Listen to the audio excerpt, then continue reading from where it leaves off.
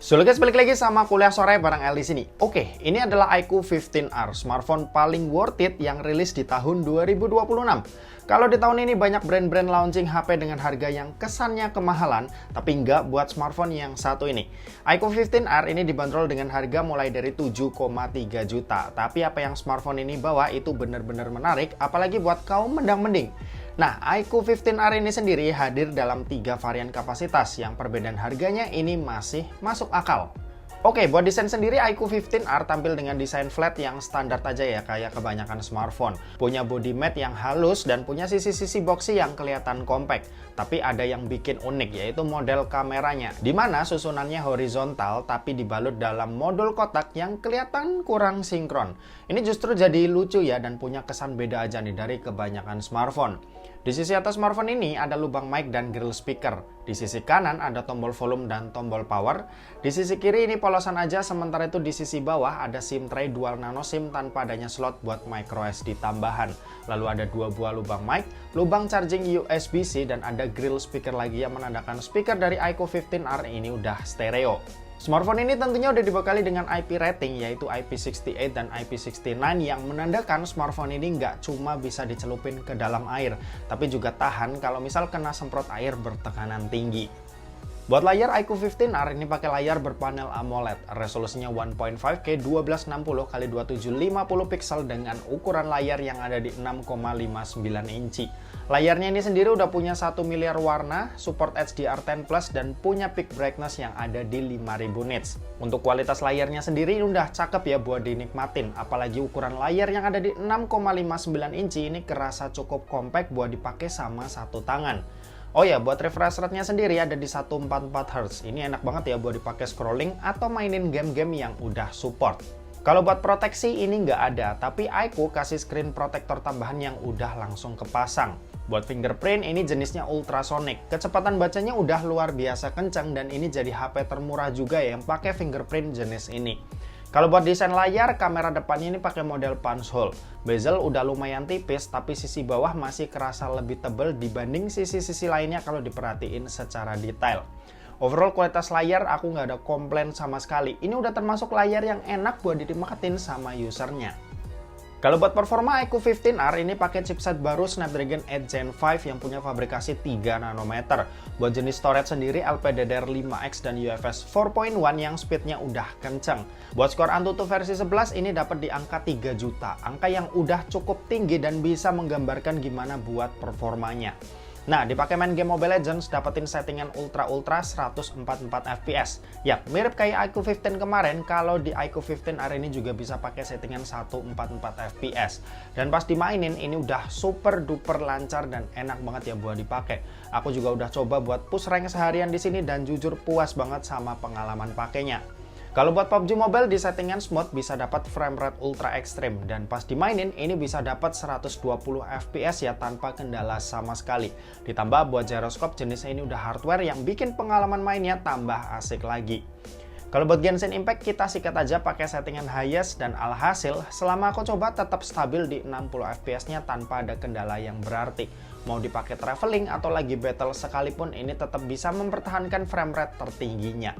Overall pengalaman main game di smartphone ini udah bener-bener memuaskan. Tiap hari aku pasti push rank ML ya dan sebagai user aku bener-bener puas nih sama performa dari iQOO 15R ini. Buat baterai kapasitasnya super badak 7600 mAh. Yap, ini kapasitas baterai terbesar buat smartphone yang ada di Indonesia sampai saat ini.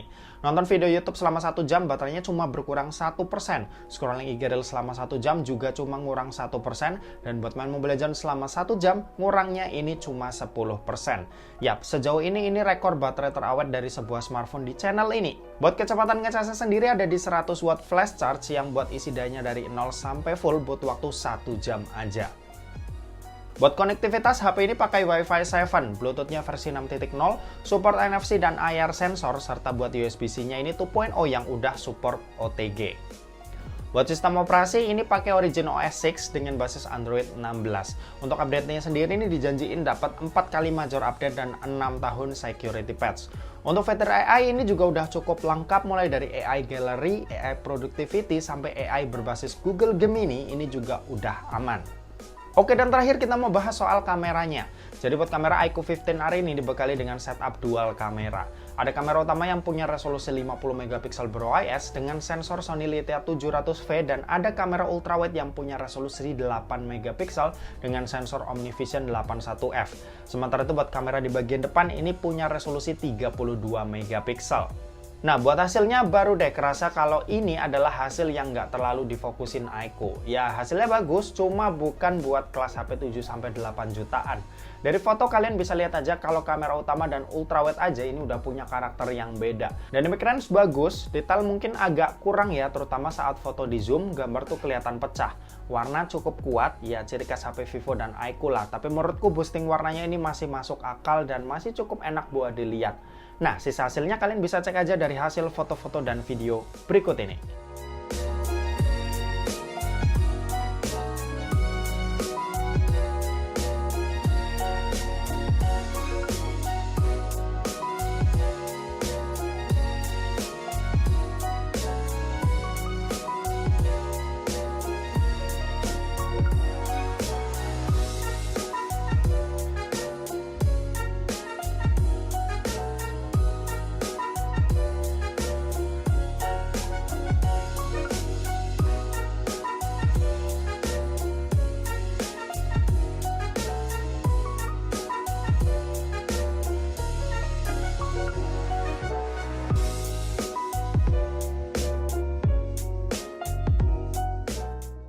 Oke, ini adalah contoh perekaman video dari iQOO 15R. Ini pakai resolusi Full HD 30 fps dan kita di sini bisa pindah-pindah lensa ke ultrawide, dan sayangnya buat kamera ultrawide kita cuma bisa rekam di resolusi ini, di resolusi Full HD 30 fps. Nanti yang ke atas cuma bisa ngandelin kamera utama aja. Untuk kestabilan gambar sih dia udah cukup stabil ya, jadi kita nggak perlu pakai stabilisasi tambahan lagi, stabilisasi ultra namanya di sini. Dan ya bisa kalian lihat buat kualitas gambarnya seperti ini, sharpeningnya sih lumayan agak tinggi ya. Terus buat dynamic range ini cukup bagus. Tadi buat foto-foto juga udah aku coba, cukup oke lah. Buat dynamic range kamera belakang, perpindahan antar lensa juga cakep. Oke. Buat kualitas audio kalian bisa ya nikmatin aja audio yang kalian dengar saat ini. Ini langsung direkam pakai mic-nya iQOO 15R. Nah, ini Full HD 60 fps, cuma kamera utama hasilnya seperti ini. Kita pakai jalan juga masih stabil. Oke. Meskipun nggak pakai stabilisasi tambahan. Ini 4K 30 fps, hasilnya seperti ini.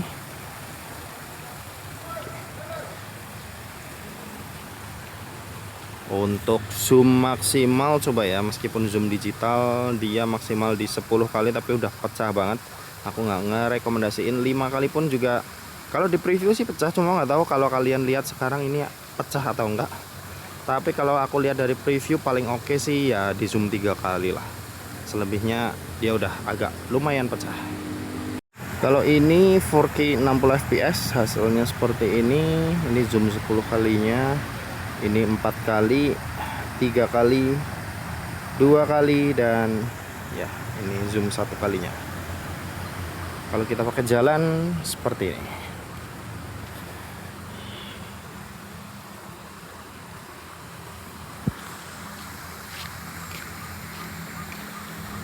Oke, menariknya kamera depan dia bisa rekam 4K 60 fps, hasilnya seperti ini.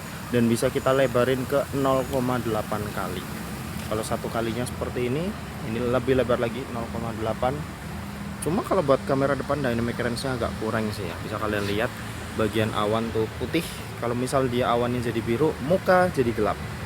Tapi kalau kita fokusin ke muka, awan jadi putih. Ya, seperti ini. Oke, gimana menurut kalian? Kalian juga bisa nilai buat kualitas audionya juga seperti apa. Kalau buat warna sih ya nggak sebagus kamera belakang tadi ya. Kestabilan gambar seperti ini udah cukup stabil lah.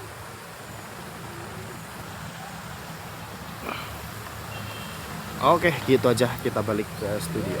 Yuk. Oke, kesimpulannya iQOO 15R ini setelah aku coba, aku bisa bilang adalah HP 7 jutaan terbaik kalau misal kalian orang yang bukan dalam soal foto atau videografi. Tapi kalau misal kalian cari HP yang enak buat dipakai nonton, performanya kencang, baterainya awet, ya ini pilihan yang sangat-sangat tepat buat kalian pilih. Dan oke, mungkin segitu aja buat video kali ini. Terima kasih buat yang udah nonton video ini. Jangan lupa buat like, komen, dan share juga ke teman-teman kalian supaya teman-teman kalian mendapatkan informasi yang bermanfaat dari kuliah sore. Oke, terima kasih buat yang udah nonton video ini sampai habis dan sampai jumpa di kuliah selanjutnya. Bye-bye.